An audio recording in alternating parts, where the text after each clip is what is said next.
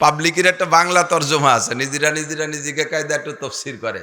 হ্যাঁ, বললে তো হাসি পাবে, তারপরে একটু ইয়ার কিও মনে করতে পারেন, সময় দিয়ে একটু লাগে। আমাদের ওই পাশে ছিল এক সুফি সাহেব, ওই আগের সুফি, কোরআন হাদিস খুব একটা জানতো না, কোরআন শরীফ কোনো মতো একটু ভর্তি পারত। তো ওই সুফি সাহেব জুমর দিন মসজিদে বয়ান করতেছে, তো শুক্রবারে কিছু মুসল্লি পায়, অক্তীয় মুসল্লি পায় না। সুফি সাহেব ওই মসজিদের ইমাম, তো বয়ানের ভিতরে রাগে বলবো কি বলবো না তো বুঝতে পারতেছি, উনি যখন কইছে আমি তো নকল করতেছি। তো সুফি সাহেব অক্তীয় নামাজে মুসল্লিকে পায় না, অক্তীয় নামাজে মুসল্লিদের পায় না বিদায় জুমর নামাজে কয়জন পায়, রাগে বলতেছে, মিয়া আল্লাহ কি বলে জানো, নামাজ পড়বা না, কালাম পড়বা না, বাল ছিল তো দুনিয়া আছো, বাল তু সিরুনা ফিল হায়াতিদ দুনিয়া, কোরআন শরীফের দলিল, বাল তু সিরুনা ফিল হায়াতিদ দুনিয়া, তার তরজমা হলো ওই কইল। আসলে কি তাই? তো পাবলিকই তর্জমা বাদ, কোরআন হাদিসের যে মূল তর্জমা। আম্বিয়া, নবীর বহু বচন আম্বিয়া, সমস্ত নবীদেরকে, অনেকে খেয়াল করেন, এসে গেছে আর একটু কয়ে যায়, কের বোন নাম যদি ফতেমা হয়, আছে না, যে বউরে খালি ফতে কয়ে ডাহে, মা ফতেমা কয় না, কয় ক্যা, কয় যদি ফতেমা কই তাহলে বউরে মা কয়ে গেল। ওনার তর্জমা বালতু সিরুনার তর্জমার মতো না। ফাতেমা পুরো শব্দই একেবারে সবটুক মিলে একটা শব্দ ফাতেমা। নবী পাক সাল্লাল্লাহু আলাইহি সাল্লামের প্রিয় কন্যা ফাতেমা রাদিয়াল্লাহু তাআলা আনহা, হযরত আলীর স্ত্রী। আলী তো কোনোদিন ফতেমারে মা কর ভয়তে খালি ফতে কয়ে ডাহে নাই। আমরা সবাই ফতেমারে ফতেমা কই, ফতেমার স্বামী তারে খালি ফতে কয়ে ডাহে, মা সাথে মা লাগাই দিলে আর বউরে মা কয়ে যাবে, এই তর্জমা করার দরকার নেই। এটা হলো তসলিমা নাসরিনের তর্জমা।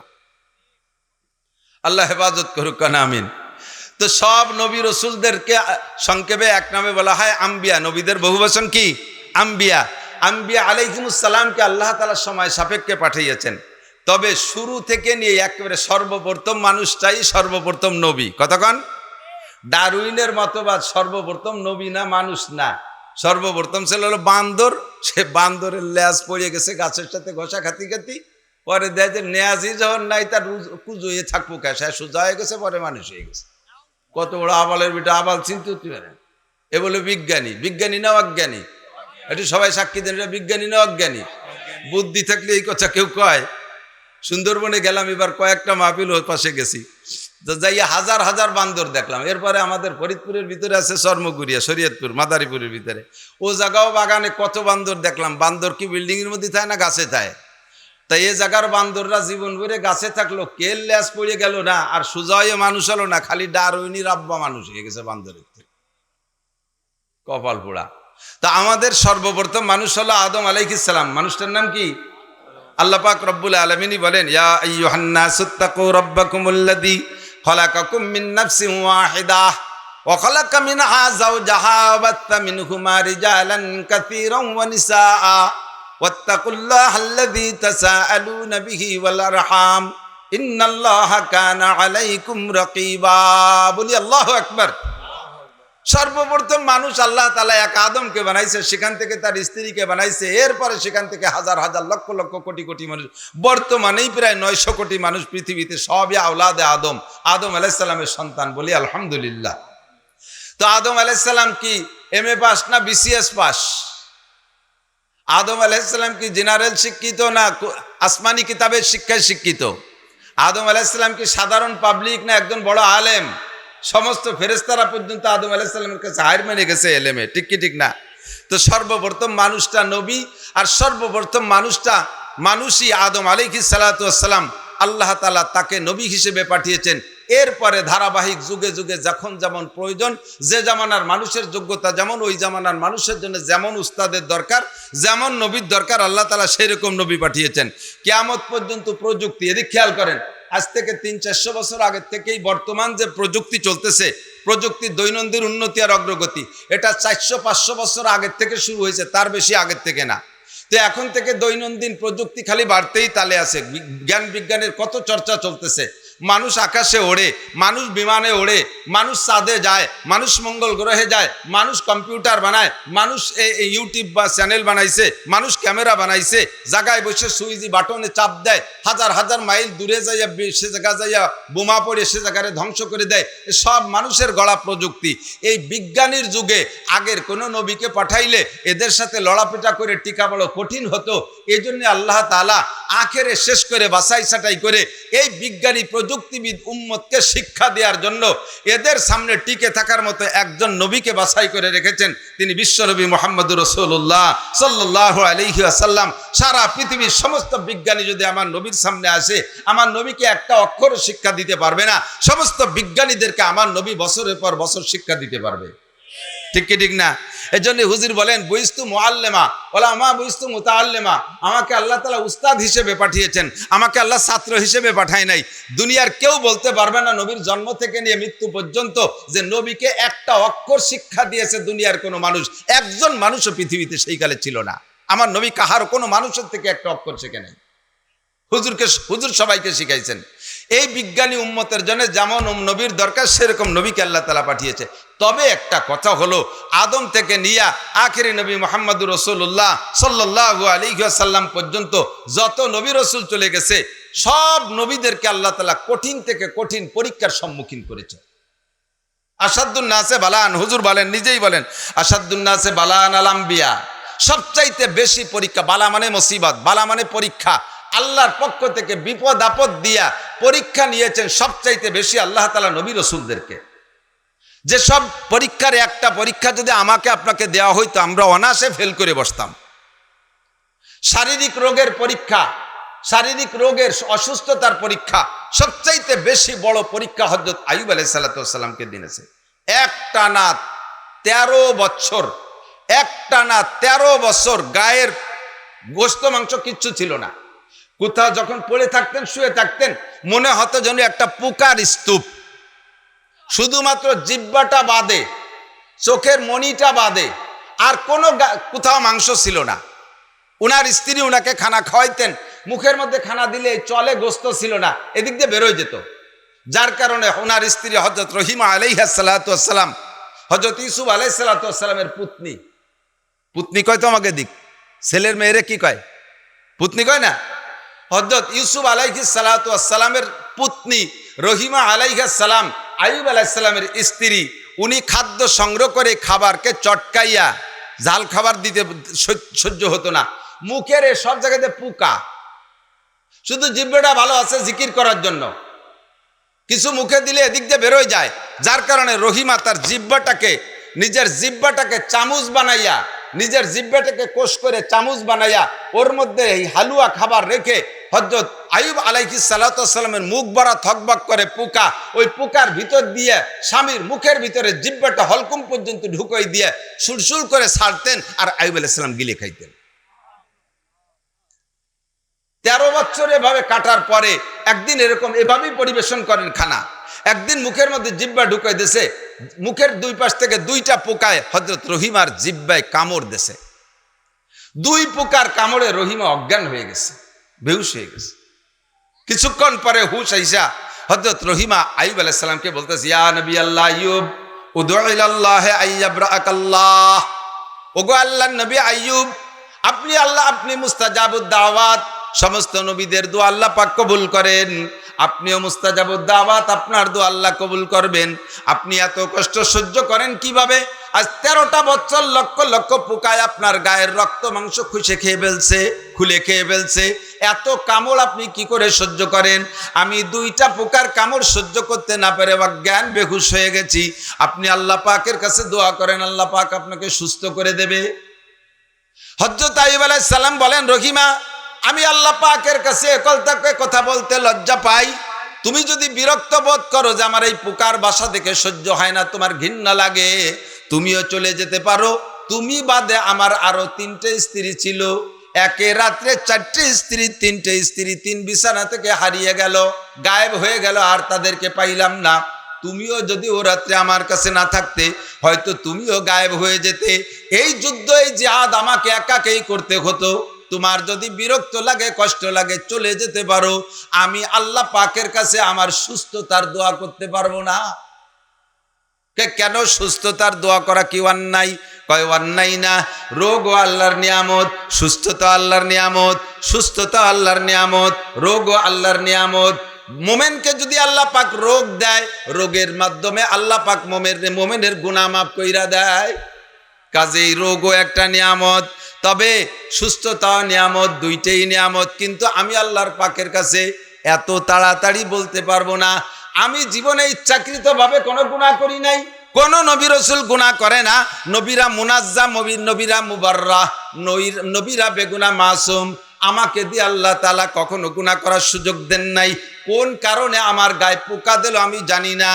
আমি 70 বছর সুস্থ ছিলাম, ধনে জনে ভরপুর ছিলাম, স্বাস্থ্য চেহারা সুন্দর ছিল, মান সম্মানে দামি ছিলাম, আমি আঞ্চলিকভাবে রাজাও ছিলাম, একজন নবীদের সিরিয়ালের একজন নবীও ছিলাম। সব কিছুর ভিতর দিয়ে মালিক আমাকে 70 বছর ভালো রেখেছে। মাত্র 13টা বছর আমাকে রোগ দিয়েছে। আমি যদি এখনই রব্বুল আলামিনের কাছে শিকায়েত করি, আল্লাহ পাক আমাকে খুঁটা দিয়ে বসতে পারে, ওগো আইয়ুব, তোমারে 70 বছর ধনে জনে সব দিক দিয়ে ভালো রাখলাম, মাত্র 13টা বছর রোগ দিলাম, তুমি এত তাড়াতাড়ি অধৈর্য হয়ে গেলে, তুমি এত তাড়াতাড়ি বিরক্ত বোধ করছো কেন? যদি আল্লাহ পাক বলে ফেলে তাহলে আমার কোনো জবাব থাকবে না। কাজে আমি বলতে পারবো, আল্লাহ আমাকে সুস্থ করে দাও। রব্বুল আলামিন তো আমাকে দেখতেছেন। কমপক্ষে আমার শরীরের উপরে এই রোগ 70 বছর চলতে থাকবে। 70-এ যখন সমান হবে, তারপরে বলতে পারবো আল্লাহ সুস্থ রেখেছিলে 70, রোগও দিয়েছে 70, দুই নিয়ামত সমান সমান হয়েছে। এখন বাকি জিন্দেগি কি আমাকে সুস্থ করে দেওয়া যায়? তার আগে আমি মুখ খুলতে পারবো না। তোমার ভালো না লাগলে তুমি চলে যেতে পারো। রহিমা আলাইহিস সালাম পোকার বাসাটারে বুকের সাথে জড়িয়ে ধরে মাপ চাইতেছে, ওগো আল্লাহর নবী আইয়ুব, আপনি আমার প্রিয় স্বামী, আমি আপনার এই পোকার বাসা দিকে বিরক্ত বোধ করছি না, খেদমতে কষ্ট করছি তাই আমি বিরক্ত বোধ করছি না। আমি আপনার কষ্টের দিকে তাকাইয়া সুস্থতার দোয়া করতে বলেছি। আপনি লক্ষ লক্ষ পোকার কামড় কি করে সন? আমি মাত্র 2টে পোকার কামড়ে বেহুশ হয়ে গেছি, তাই আপনার দিকে তাকাই আপনাকে সুস্থ হওয়ার দোয়া করতে বলছি। হযরত আইয়ুব আলাইহিস সালাম বললেন, আমি তা বলবো না, তবে তোমার ভালো না লাগলে চলে যেতে পারো। রহিমা বললেন, আমাকে তাড়িয়ে দেবেন না, তাহলে আমার কপাল পড়বে, আমি আপনার খেদমতে থাকবো সব সময়। খেয়াল করতেছেন এদিক? আল্লাহু আকবার। এরপরে আরো 5 বছর, কয় বছর আগে? 13। এই 13 মাথায় যে অ্যাক্সিডেন্ট, এই ঘটনা, এরপরে আরো 5 বছর চলে গেছে ওই পোকার বাসা। রহিম এমন করেই খেদমত করেন 18 বছর চলে যাওয়ার পরে। এরপরে আল্লাহ পাক রব্বুল আলামিন হযরত আইয়ুব আলাইহিস সালাতু ওয়াস সালামের পরীক্ষায় পাশ করায় দিয়েছে। উনাকে আল্লাহ তাআলা সম্পূর্ণ পরিবর্তন করে দিয়েছে মুহূর্তের মধ্যে। বলেন সুবহানাল্লাহ। শুনেছেন কি না জানি না, মাগরিবের সময় একটু আগে গেছে রহিমা গ্রাম অঞ্চলে খাবার সংগ্রহ করতে। তো খাবার নিয়ে আজকে আসতে একটু দেরি হয়ে গেছে, মাগরিব একটু অন্ধকার হয়ে গেছে, ঘন হয়ে গেছে, আইসে পারে নাই। এই টাইমে হযরত জিবরিল আলাইহিস সালাতু ওয়াস সালাম আইয়ুব আলাইহিস সালামের কাছে আইসা সালাম দেছে, আসসালামু আলাইকুম ইয়া নবী আল্লাহ আইয়ুব কাইফা হালুক। এ ভাই আমার দিক তাকান।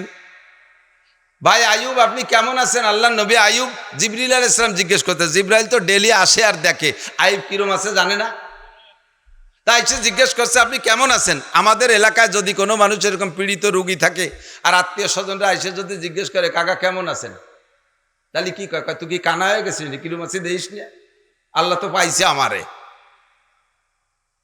যত বিপদ আছে সব আমারে দেশে সহে দাও না। আইয়ুব আলাইহিস সালাম তা জবাব না দিয়ে মুখ বন্ধ করে বসে রয়েছে, কোনো নড়াচড়া দেয় না, কথা কয় না। কিছুক্ষণ পরে সালামের উত্তর দিছে, ওয়া আলাইকাস সালাম ইয়া জিবরাইল। মুখে তো মাংস নাই, হাসি দিলে তো মাংসের মাধ্যমে বোঝা যায়, কণ্ঠের ভিতরে শকরের একটা খুশির প্রকাশ। আলহামদুলিল্লাহ, আমি বড় ভালো আছি। বলেন না সুবহানাল্লাহ। এই হালাতে ভালো আছি বলা কত কঠিন। সারাটা গা পোকে বিড়বিড় করে খাচ্ছে, এই সময় কয় আলহামদুলিল্লাহ বড় ভালো আছি। তবে ভাই জিবরাইল, আমি সালামের উত্তর দিতে একটু দেরি করে ফেলাইছি, তুমি কি কষ্ট পাইছো? তাৎক্ষণিক জবাব দেয় না, একটু দেরি করে জবাব দিছে। জিব্রাইল কয়, হ্যাঁ আমি মনে মনে সন্দেহ করতেছিলাম আপনি নবী হইয়া কেন সালামের উত্তর দিতে দেরি করলেন। নবী হয়ে যদি সালামের উত্তর দিতে দেরি করেন উম্মতে তো সালামের উত্তরই দেবে না। হযরত আইয়ুব আলাইহিস সালাম বললেন, ভাই তুমি আমার পর রাগ করো না, আমি সালামের উত্তর দিতে দেরি হওয়ার কারণ হলো তুমি যখন এসে আমাকে সালাম দিয়েছো তখন আমার মুখের ভিতরে আল্লাহর দুইজন মেহমান মুখের ভিতরে মাংস কেটে কেটে খাচ্ছিল। আমি যদি সালামের উত্তর দেই জিহ্বায় নাড়া লাগবে, আর জিহ্বায় যদি নাড়া দেয় তাহলে ওই মেহমান দুইজনের খানা বন্ধ হয়ে যাবে, ডিস্টার্ব হবে। কিয়ামতের ময়দানে যে যদি ওরা অভিযোগ করে, আল্লাহ তোমার গায়ে, তোমার আইয়ুবের গায়ের থেকে কত পোকায় খানা খাইলো, কেউ রে কোনোদিন বাধা দিল না, আমাদেরকে যেদিন মেহমান হিসেবে তার গায়ের থেকে গোশত খাইতে পাঠাইলা, জিহ্বা নাড়া দিয়ে আমাদের তৃপ্তি সহকারে খাইতে দেয় নাই, আসুদাপুরে খেতে দেয় না, ডিস্টার্ব করেছে, ওই পোকা দুটা অভিযোগ করলে কি জবাব দেব? এই জন্য আমি মুখ বন্ধ করে রেখেছি। পোকা দুটো খেয়ে যখন থেমে গেছে তারপরে আমি তোমার সালামের উত্তর দিছি, তাই একটু দেরি হইয়া গেছে। এরকম পরীক্ষা আমাকে আপনাকে নিলে পাশ করা সম্ভব? একটু বলেন সম্ভব? আল্লাহু আকবার। হযরত আইয়ুব আলাইহিস সালাতু ওয়াস সালামের এই জবাব শুইনা আরশে আজিমের মালিক আল্লাহ পাক জিব্রাইলকে বলতেছেন, জিব্রাইল আমার আইয়ুব কি জবাব দিল? জিব্রাইল কয়, আল্লাহ এত বড় বিপদের ভিতরে থেকে মানুষে এমন জবাব দিতে পারে এইটা আমার জানা ছিল না। আল্লাহ পাক রব্বুল আলামিনের কাছে জিব্রাইল বললেন, আল্লাহ আর তুমি তোমার আইয়ুবরে কার কতকাল কষ্ট দিবা? আল্লাহ কা আজকে পর্যন্ত শেষ, আমার আইয়ুব তার পরীক্ষায় পাশ করেছে, ফেল করে নাই, এক্ষুনি তারে পুরস্কার দিয়ে দাও। কি পুরস্কার দেব? 1 নম্বরে শরীরটা ভালো করে দাও, 2 নম্বরে জান্নাত থেকে 5টা পুরস্কার তাকে নিয়ে দাও। শরীরটা ভালো করার প্রক্রিয়া কি, মেডিসিন কি হবে, চিকিৎসা পদ্ধতি কি? আল্লাহ পাকের হুকুম অনুযায়ী জিব্রাইল আইয়ুব আলাইহিস সালামকে বললেন, আপনার পায়ের গোড়ালি দিয়ে মাটিতে একটু আঘাত করেন। 18 বছর পর্যন্ত পোকার বাসা হয়েছিল, এত পোকার কামড় খাইছে। আইয়ুব আলাইহিস সালাম কোনোদিন চোখ থেকে পানি ফেলাই নাই, কাঁদে নাই। আজকে যখন বলছে, ভাই আইয়ুব পায়ের গোড়ালিতে, মাটি তো নরম, এ জায়গা স্বেচ্ছেতে জায়গা, পায়ের গোড়ালিতে মাটিতে একটু আঘাত করেন, এই সময় আইয়ুব আলাইহিস সালাম কাঁদে দিয়েছে। জিব্রাইল বলেন, কেন কষ্ট পেয়েছেন আমার কথায়, কাঁদছেন কেন ভাই আইয়ুব? আইয়ুব আলাইহিস সালাম বলতেছে, ভাই কাঁদছি তার কারণ হলো আমাকে আপনি পায়ের গোড়ালি দিয়ে আঘাত করতে বলছেন, আমার পায়ে তো গোড়ালি নাই, আমি কি দিয়ে আঘাত করব? জিবরিল বললেন, ওয়াল্লাযীনা জাহাদু ফীনা লানাহদিয়ান্নাহুম সুবুলানা ওয়া ইন্নাল্লাহা লামাআল মুহসিনিন। আপনি একটু চেষ্টা করেন, বাকিটুক আল্লাহর আজিমের মালিক করবে, তবে প্রাথমিক চেষ্টাটা আপনার করতে হবে। পায়ে গোড়ালি নাই, শুধু হাড্ডি বেরোয় গেছে, হাড্ডি দিয়ে মাটির পর কোনো মতে রাখছে, নরম জায়গা একটু নিচু হয়েছে, বাকিটুক আল্লাহ শুরু করে দিয়েছে, জান্নাতি পানির ফোয়ারা জারি কইরা দিয়েছে। জিবরিল আলাইহিস সালাম কাদা দিয়ে হাউস বানাইয়া পানি আটকায় ফেলছেন। এরপরে বললেন, এখান থেকে একটু খান। একটু পানি খাইলেন, খাওয়ার সাথে সাথে গায়ের সব পোকা পড়ে গেল, মুহূর্তের মধ্যে একটা পোকাও জায়গা নাই। বাকি পানি ছিটাই আপনি গোসল করেন, ওখান থেকে হাতে তো এখনো মাংস আসে নাই, ওই হাতের হাড্ডি দিয়ে ভাবে ছিটাই ছিটাই গায়ে একটু পানি লাগাইছে, মুহূর্তের ভিতরে 1 সেকেন্ডও দেরি হয় নাই। কোনো সিজারের অফিসার ডাক্তার লাগে নাই, মেডিকেল সায়েন্সের কোনো ডাক্তার কবিরাজ লাগে নাই, মুহূর্তের ভিতরে আরশে আজিমের মালিক ওই পানির মাধ্যমে হযরত আইয়ুব আলাইহিস সালামের দেহকে আগে যেমন ছিল হুবহু তেমন বানাই দিছে। রহিমা তখন আইসে পারে নাই, উনি সেই গ্রামে রয়েছে, খাবার নিয়ে আসেনি, শরীর সুস্থ এবং আগের চাইতে সুঠাম বডি, শক্তি সামর্থ্য সবকিছু সুন্দর, গায়ের রং দ্বিগুণ ভালো হয়ে গেছে, কন্যা সুবহানাল্লাহ, সবকিছু ওকে। এবার জান্নাত থেকে জিব্রাইলকে দিয়ে আল্লাহ তাআলা একটা ব্রিফকেস পাঠাইছে। ব্রিফকেসের ভিতরে 1 নম্বরে পায়জামা, 1 নম্বরে পরনে যে কাপড়টা, ওই কাপড়টা তো কাপড় নাই, পোকায় আর পুজে নষ্ট হয়ে গেছে, ওইটা খুলে পাজামা পরেন, পরছে জান্নাতি পাজামা। 2 নম্বরে জান্নাতি জুব্বা, জান্নাত থেকে একটা জামা আনছে, জান্নাতি পোশাক। 3 নম্বরে জান্নাতি টুপি, 4 নম্বরে জান্নাতি পাগড়ি, 5 নম্বরে একখান জায়নামাজ দিছে। ওলামা ইকরাম যারা দেখার অভ্যাস আছে তারা তহাবি শরীফ দেখতে পারেন। আরো নিকটের কিতাব আপনি দরসে মিশকাতের ভিতরে আংশিক এর আলোচনা আছে। 5 নম্বরে জান্নাতি একখান জায়নামাজ মখমল। জিবরিল আলাইহিস সালাম ব্রিফকেস খুলে দিয়ে কয় এই যে আপনার আখেরি হাদিয়া জায়নামাজ। তো জায়নামাজ মানেই তো নামাজের জায়গা। পাইলাম যখন জান্নাতি জায়নামাজ, আল্লাহ আমারে এত তাড়াতাড়ি সুস্থ করে দিলেন, কি দিয়ে শুকর আদায় করব? জায়নামাজ কান বিছাইয়া 4 রাকাত নামাজে দাঁড়াই গেছে, শুকরানা নামাজ। আল্লাহর পক্ষ থেকে নিয়ামত পাইলে শুকর আদায় করতে কি দিয়া? বলেন কি দিয়া? মুখে আলহামদুলিল্লাহ বলেন না, মুখে। আর প্র্যাকটিক্যালি ইবাদত হলো নামাজ। নামাজের মাধ্যমে শুকর আদায় করতে। আর আমরা জয় বিজয়ের আনন্দ উল্লাস করি কি দিয়ে? কলা গাছের গলা কাটে গেন্দা ফুলির মালা দিয়ে। কাজে কাজেই তা মাঝে মাঝে হাতের ছুটিয়ে চলে যায়, ঠিক কিনা? কবে কার গেছে তা কোথায় যাচ্ছি রে, মাঝে মাঝে ছুটিয়ে চলে যায়। আল্লাহ যেন ছুটোই না দেয়, কারণ আমিন। তবে কলা গাছের গলায় আর গেন্দা ফুলির মালা দেব, কতক্ষণ দেবেন? সেম কোয়ালিটি মূর্তি পূজা, কোনো পার্থক্য নাই। শিরকি কবিরা গুনাহ। হযরত আইয়ুব আলাইহিস সালাম এই নিয়ামত পেয়ে শুকর আদায় করণার্থে 4 রাকাত নামাজে দাঁড়ায় গেছে মাগরিবের সময়। মাগরিবের ফরজ নামাজ কয় রাকাত? 4 রাকাত। 3 রাকাত উনি 4 রাকাতে দাঁড়ায় গেছে। 4 রাকাতে যখন দাঁড়াইছে, খুশিতে পড়তে পড়তে কাঁদতেছে আর নামাজ পড়তেছে, খুশির কান্না কাঁদতেছে আর নামাজ পড়তেছে। পড়তে পড়তে 3 রাকাত পড়ে সালাম ফিরিয়ে দিছে। জিবরিল আলাইহিস সালাম পাশে, উনি লুকমা দিছে, ইয়া আইয়ুব নাওয়াইতা লি আরবা ওয়া সাল্লামতা আলা সালিসি রাকাত। 4 রাকাতের নিয়ত করলেন আমি জানলাম, আর আপনি যদি 3 রাকাত পড়ে সালাম ফিরিয়ে দিয়ে 4 রাকাত পড়বেন না? আল্লাহ পাক রব্বুল আলামিন জিবরাইল লুকমা দিছে, তুমি লুকমা দাও কে? তুমি কি উনার সাথে নামাজে দাঁড়াইছো? আমার আইয়ুবের নামাজ পড়ে, তুমি তো বাইরের লোক, তুমি সালাম, তুমি লুকমা দাও কে? কয় যে আমি তো পাশে দাঁড়ানো দেখতেছি, 4 রাকাতের নিয়ত করে 3 রাকাত পড়ি সালাম ফিরিয়ে দিল, আমি লুকমা দেবো না, তার দেবে কি? তার কেউ নাই, নিয়ত করছে 4 রাকাতে।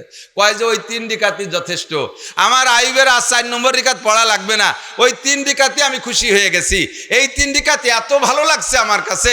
আখেরি নবী মুহাম্মদুর রাসূলুল্লাহ সাল্লাল্লাহু আলাইহি ওয়াসাল্লাম শ্রেষ্ঠ নবী এবং তার উম্মত শ্রেষ্ঠ উম্মত। কুনতুম খায়রা উম্মত, আল্লাহ আমাদেরকে সার্টিফিকেট দিয়েছেন, তোমরা শ্রেষ্ঠ নবীর উম্মত, শ্রেষ্ঠ উম্মত। এই আখেরি নবীর উম্মতের জন্য ওই মাগরিবের 3 রাকাতকে ফরজ করে দেওয়া হবে। কিয়ামত পর্যন্ত যত মানুষ এই মাগরিবের 3 রাকাত পড়বে, সম পরিমাণ নেকি হযরত আইয়ুব আলাইহিস সালামের আমলনামায় জমা হতে থাকবে। শুকর আদায় করবে এমন। তো দোস্ত বলতে চাইছি যেটা, এরপরে হযরত রহিমা আসছে, উনি যে নামাজ কালাম পড়িয়া উনি ওখানে বসে বসে তাসবিহ তাহলিলে আছে। এখন জান্নাতি পোশাক, জান্নাতি সবকিছু, ঘিরানটা আলাদা রকম। এতদিন ছিল পচা খুঁয়ে গন্ধ, মানুষ মরা গন্ধ, আর এখন কেমন ঘিরান হতে পারে? এই ঘিরানে এলাকাটা একেবারে মুহুর্মুহ হয়ে গেছে। হযরত রহিমা আলাইহিস সালাম আসছেন, ঘিরান শুকতে শুকতে কাছে কাছে আসছেন। আইসা ঘরের ভিতরে চোখ দিয়ে উকি মেরে দেখে যে স্বামী নাই। স্বামী, যে স্বামী থুয়ে গেছে সে স্বামী তো নাই। উনি এক নজর দেখে, এক তো নবীর বংশের মেয়ে, আরো নবীর স্ত্রী, উনি এক নজর দেখে যে স্বামী নাই, তখন লজ্জাতে মুখ গিরে পিছনে সরে চলে গেছে। পাইতে ঘুরতেছে আর কাঁদতেছে, আরে আমার স্বামী গেল কোথায়? আমি এখানটা মরা মরির মতো মানুষ রেখে গেলাম, তাকে করে শিয়াল কুত্তে খেয়ে ফেললো, বাঘবাল্লুককে খেয়ে ফেললো, এই বলে উনি কাঁদতেছেন আর ঘুরতেছেন। আর মাঝে মাঝে বলতে, ভাই আপনি আমার ঘরে কে বসা? এটা তো আমার স্বামী আইয়ুব আলাইহিস সালামের ঘর, আমার স্বামীরে কে নিয়ে গেল, কোথায় গেল? আপনি এখানে কেন বসা? হযরত আইয়ুব আলাইহিস সালাম মুস্কি মুস্কি হাসতেছেন, বুঝছে যে রহিমা আমাকে চিনতেছে না। তো বলতেছে যে রহিমা, তোমার নাম রহিমা? জি আমার নাম রহিমা। আমার নাম তো আইয়ুব, তুমি আসো। ভাই আপনি ধোঁকা দিবেন না, আমার স্বামী যে আইয়ুব তিনি নবী। এখানে একটু আগে আমি রেখে গেছি পোকার বাসা, সেই লোকটা মুহূর্তের ভিতরে এরকম কিভাবে ঘটনা তো বুঝতে পারলাম না। তখন আইয়ুব আলাইহিস সালাম বলতেছেন, তুমি কি আইয়ুব আলাইহিস সালামের কোনো অংশ, কোনো কিছু, সেই 18 বছর আগের যে চেহারা তা কি তোমার মনে আছে? কয় যে আমার কিছু কিছু আছে। কয় তুমি বেড়ার ভাগ দিয়ে একটু উকি মারিয়ে দেখো, যদি কোনো অঙ্গে মেলে তাহলে তুমি কাছে আসো, বাকি কথা বলি, নইলে আমি চলে যাই, তুমি এসে তোমার ঘরে স্বামীর অপেক্ষা করো। উনি উকি মারিয়ে দেখে কপালটা একটু মেশে, নাকটা এই 18 বছর আগে ছিল, তাতে এতদিন মনে থাকার কথা না, পোকার বাসা হয়ে গেছে। আস্তে আস্তে আস্তে আস্তে এক একটা অঙ্গ ওনার চোখে ভাসতেছে, আর দেখে যে সম্পূর্ণই মিলে গেছে। তখন কাছে আসে, ফামা বালুকা ইয়া নবী আল্লাহ, আল্লাহ নবী কি ঘটনা, ঘটনা কি, এই মুহূর্তের ভিতরে কি হলো?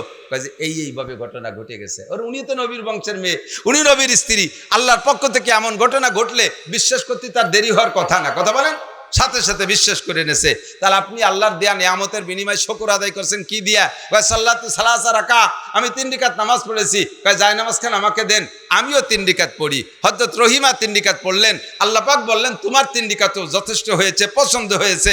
তোমার 3 রাকাত আমি কিয়ামত পর্যন্ত এই একই নামাজ মাগরিবের সময় কিয়ামত পর্যন্ত নারী পুরুষ সকলের উপরে ফরজ করে দিলাম। আখিরি নবীর উম্মতের জন্য সব মানুষ নামাজ পড়ে যে নেকি পাবে, তারা তো নেকি পাবেই পাবে, সমপরিমাণ নেকি তোমাদের দুইজনকে দেওয়া হবে।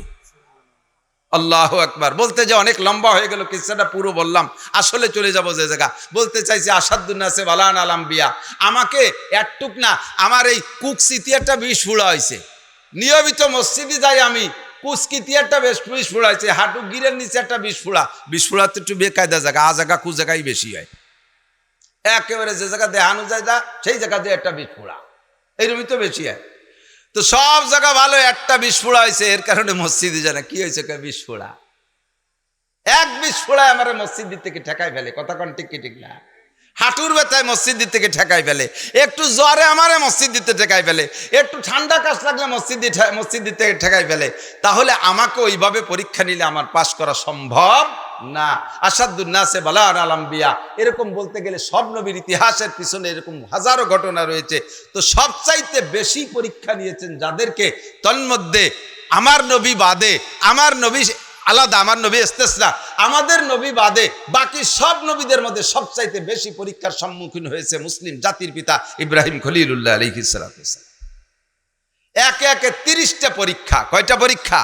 30টা পরীক্ষা। সূরা আহজাবের মধ্যে 10টা পরীক্ষার আলোচনা, সূরা তওবার মধ্যে 10টা পরীক্ষার আলোচনা, সূরা মুমিনুনের ভিতরে 10টা পরীক্ষার আলোচনা। এই 30টা পরীক্ষা হযরত ইব্রাহিম আলাইহিস সালামকে নিয়েছে। বাতাস দিও না। 30টা পরীক্ষায় একটা পরীক্ষা ইব্রাহিম আলাইহিস সালাম ফেল করে নাই, এক পরীক্ষা ফেল করে নাই। নবীদের পরীক্ষা সবচাইতে বড়, তারপরে সাহাবায়ে কিরাম, এরপরে তাবেঈন, এরপরে তাবে তাবেঈন, এরপরে আইম্মায়ে মুজতাহিদিন, এরপরে আইম্মায়ে মুহাদ্দিসিন, আইম্মায়ে মুফাসসিরিন, এরপরে ধারাবাহিক উলামায়ে কিরাম, আস্তে আস্তে কিয়ামত পর্যন্ত। ভাই খেয়াল করেন, এদিক তাকান। আপনারা অনেকেই অভিযোগ করতেছেন আল্লাহ কি চোখে দেখে না? ও দোস্ত এদিক তাকান, জান্নাতের ভিতরে বিশাল একটা সেক্টর আছে, যেই জায়গাটা সবচাইতে সম্মানী, সেটা হলো শহীদদের জন্য। কাদের জন্য? বিশাল একটা জায়গা আছে, বিশাল নিয়ামত ভরা শহীদ একটা জায়গা। এই জায়গাটা শহীদদের জন্য খাস। তো ওই জায়গাটা ভরপুর করার জন্য যে পরিমাণ শহীদের দরকার, আল্লাহ তাআলা সেই পরিমাণ শহীদ দুনিয়ার থেকে বানায় নেবে। আর কোন হিন্দু, বুদ্ধ, খ্রিস্টান মল্লি তা শহীদ হয় না, হয় নাকি? শুধু একমাত্র বাংলাদেশে হিন্দু মল্লি শহীদ হয়। কথা কয় না? আমাকে ওই সাতপাড় ওইদিকে আছে শহীদ হরিপদ, শহীদ হরিপদ, হরিপদ বলে শহীদ হয়। শুধু বাংলাদেশে হিন্দু মল্লি শহীদ হয়। মূলত কোরআন হাদিসের দৃষ্টিতে কোনো কাফের মুশরিক যদি কাবা ঘরকে রক্ষা করতে যাইও কোনো কাফের মরে, কাবা ঘরকে রক্ষা করার পক্ষে কোনো কাফের, কোরআনকে সম্মান করার পক্ষে কোনো কাফের, আর এই কাফের যদি বিপক্ষের সাথে লড়াই করতে করতে মারা যায়, ঈমান ছাড়া যতই সে ভালো কাজ করুক না কেন, তবুও সে শহীদি মর্যাদা পাবে না, কারণ তার ঈমান নাই। কথা বোঝেন কি নাই? খেয়াল করতেছেন আপনারা? আমি কি বাজে কথা করছি নাকি? আবার অপ্রয়োজনীয়। আপনার আমল রাখার একটা বস্তা লাগে। কতক্ষণ আমল রাখার একটা বস্তা লাগে, সেই বস্তার ভিতরে আমল তুইতে হয়, আমল বস্তার মধ্যে ঢুকবে। তো বস্তার যদি তলে সেলাই না থাকে, যত আমল ওই বস্তার মধ্যে ঢুকান, কোন বস্তার ভিতরে গম রাখবেন, পেঁয়াজ রাখবেন, ধান রাখবেন, বড় 2.5 মণে 3 মণে, বরঞ্চ আরো ভালো বড় বস্তা, ডোব কারে, ডোব কয় না, ডোব, ওই যে প্লাস্টিক দিয়ে বড় বড় 20-22টা বস্তা দিয়ে একটা বস্তা বানায় বড় ডোব। এই ডোব বরে মাল তুইছেন, কিন্তু তলিতে সেলাই নাই। যত মাল ভিতরে ঢুকন, পরে বস্তার কান ধরে উঠলি, একটু থাকবে ভিতরে। আপনার নামাজ, রোজা, হজ, যাকাত, জিহাদ, তেলাওয়াত, জিকির, ফিকির, কুরবানি, দান, খয়রাত, দাওয়াত ও তাবলীগ, যত ভালো কাজ আছে এগুলো আমল। এই আমল ঢুকানোর জন্য যে বস্তা, ওই বস্তার তলিতে সেলাই দিতে হয়। সেই তলিতে যে সেলাই দিতে হবে, সেলাই দেওয়ার নাম হলো ঈমান। সেলাইয়ের নাম কি? সে ঈমানের সেলাই দেয়া নাই কাফের মুশরিকের বস্তার তলায়। কাজেই তারা ইসলামের পক্ষ যদি লড়াই করে মারা যায়, তারা শহীদ হবে না, আল্লাহ তাআলা ফিলিস্তিন থেকে কিছু শহীদ নেওয়ার জন্য ওই জান্নাতের ওই সেক্টরের জন্য সেক্টরের ভিতরে দেবে, এই জন্য কিছু শহীদ বানাইতেছেন। বাকি পরীক্ষা নেবেন আল্লাহ তাআলার ওয়াদা, সবচাইতে বেশি পরীক্ষা নেবে নবীদেরকে, তারপরে সাহাবায়ে কেরাম, এরপরে ইমামরা, এরপরে উলামায়ে কেরাম, পীর মাশায়েখরা, আস্তে আস্তে আস্তে আস্তে যত মুসলমান ইমানদার আছে যারা আল্লাহর সাথে যতটা বেশি সম্পৃক্ত তাদেরকে আল্লাহ তাআলা তত বেশি পরীক্ষা নেয়। আমরা এই পরীক্ষায় কষ্ট পাই না, দুঃখ পাই না, আমরা খুশি থাকবো, বলেন আলহামদুলিল্লাহ। নবীরা যেই পরীক্ষার সম্মুখীন তার আংশিক যদি আল্লাহ পাক আমাকে আপনাকে দিয়ে খুশি থাকেন, আপনারা খুশি থাকবেন না? সব মুহির কথা, বলেন আলহামদুলিল্লাহ, একটু বলেন না আলহামদুলিল্লাহ। আল্লাহ যদি আমাকে পরীক্ষা নিয়ে খুশি থাকে তাহলে আমিও খুশি, বলেন আলহামদুলিল্লাহ। আল্লাহু আকবার। আসাদুন নাসে বালার আল আম্বিয়া, আমাকে আপনাকে যদি আল্লাহর পক্ষ থেকে পরীক্ষা নেওয়া মঞ্জুর হয়, আমি পরীক্ষায় পাশ করার জন্য প্রস্তুত আছি, কথা বলেন ঠিক কি ঠিক না? তবে আল্লাহ এমন পরীক্ষা তুমি নিও না যেটা আমার ধৈর্যের বাহিরে হবে, আমি বেঈমান হয়ে যাই, এমন পরীক্ষা নেব না, নিও না। এই জন্য দোয়া করবেন, গজল গাইবেন, গজল ভুল গায়।